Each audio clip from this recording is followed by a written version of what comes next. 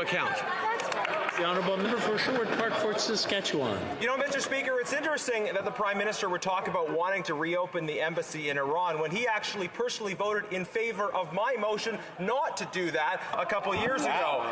But in June, the House of Commons unanimously also passed a motion calling for an international independent investigation into allegation of genocide against Tamils in Sri Lanka. So I'd like to ask the Prime Minister what steps, if any, his government has taken to advocate for that investigation, and will Canada join the U.S. in applying sanctions to Sri Lankan Army Chief Shivendra Silva? Good question.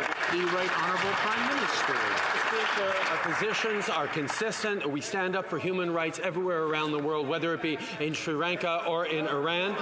Indeed, as asking about Iran, that is why Canada led a resolution at the United Nations in November 2019 calling on Iran to comply with its international human rights obligations. We deeply oppose Iran's support for terrorist organizations, its threats towards Israel, its ballistic missile program, and its support for the murderous Assad regime. We will continue to defend human rights and hold Iran to account for its actions, as well as we do all around the world, including in Sri Lanka.